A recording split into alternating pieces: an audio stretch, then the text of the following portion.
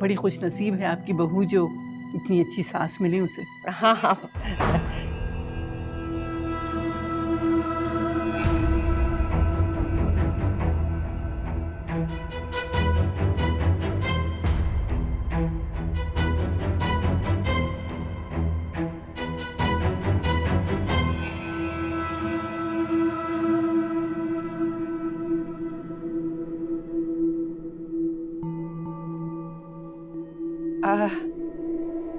वो इसकी तबीयत नहीं ठीक थी ना, मेरा ख्याल है साद आया होगा बाहर उसे लेने, और डॉक्टर के पास जा रही थी इसीलिए जल्दी में निकल गई। आप ये चाय लें ना।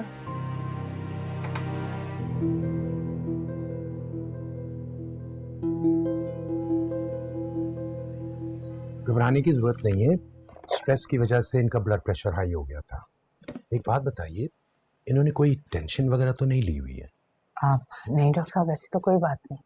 अच्छा अच्छा, देखिए मैंने इनकी दवाइयाँ लिख दी हैं, मेक श्योर कि ये टाइम टू टाइम आप इनको देती रहे, और प्लीज़ इनको स्ट्रेस और टेंशन से ज़रा दूरी रखिएगा, बिकॉज इनके दिल पे भी असर हो सकता है।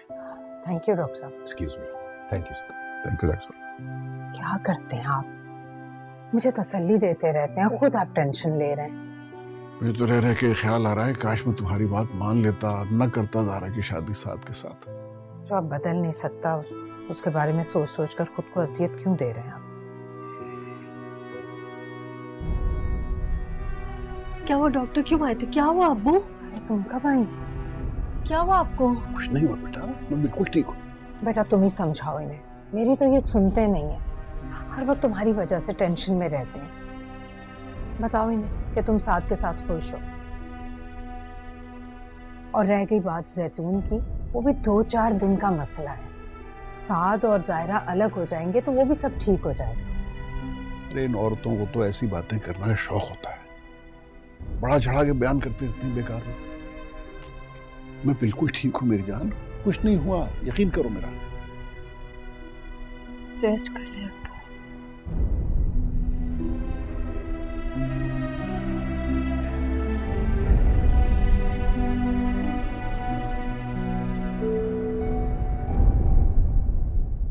परेशान करके रख दिया है मुझे इस लड़की ने। ये तो जिस दिन से इस घर में आई है इसने तय कर रखा है कि हमें चैन से जीने नहीं देगी, हर जगह बेइज्जत करवाएगी। या अल्लाह, क्या सोचती होगी मायरा की सास, यानी यूं उठी और मुंह उठा के घर से निकल गई जैसे घर ना हो कोई सराय हो। मायरा बिल्कुल ठीक कहती है अम्मी, आपकी नरमी का नाजायज फायदा उठा रही है वो। आपने उसे सर पे चढ़ा रखा है। अगर मेरी सास होती ना यहाँ, ऐसा तूफान खड़ा करती कि पूरी बिल्डिंग जमा होके देखती। ले आगे भाई, बताएं जरा इनको इनकी बीवी के कारनामे। ये क्या तमाशा बना रखा है तुम दोनों मियां बीवी ने? ये क्या हरकत है? क्या हुआ? ये तो मुझे तुमसे पूछना चाहिए ना, क्या हो रहा है? तुम सारी रात घर से गायब रहे हो, तुम्हारी बीवी सारी रात कमरा बंद करके बैठी रही है, सुबह होते ही मुंह उठा के घर से चली गई। कहाँ चली गई है? मुझसे तो ऐसे पूछ रहे हो जैसे तुमने उसे पाबंद कर रखा है कि वो हर काम मुझसे पूछ के करे। अरे अपनी मर्जी की मालिक है वो, जो उसके जी में आया है वो करती है। अब सर पकड़ के क्या खड़े हो? ये सारी तुम्हारी दी हुई ढील का नतीजा है। हमारी तो पहले ही कोई हैसियत नहीं थी उसकी नजरों में, दिन ब दिन तुम्हारी हैसियत भी खत्म होती जा रही है। मेरी बात सुनो, जो मर्द अपनी बीवियों को इतनी खुली छूट देते हैं ना, पछताते हैं एक दिन।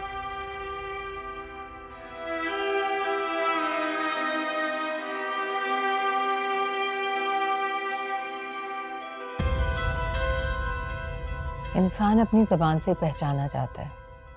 बुरे से बुरा इंसान मीठी ज़ुबान इस्तेमाल करके कामयाब हो जाता है, और कड़वी ज़ुबान इस्तेमाल करके इंसान सबसे दूर हो जाता है, और फिर वो दिल का कितना ही अच्छा क्यों ना हो।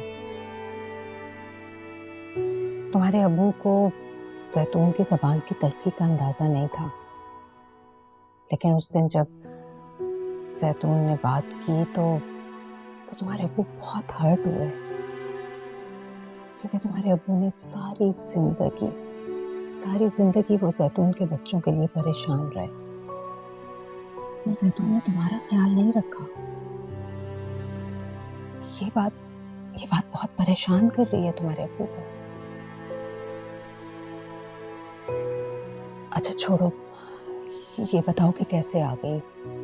कल मायरा की शादी है, घर में ढेरों काम होंगे। जैतून ने तुम्हें आने की इजाजत कैसे दे दी?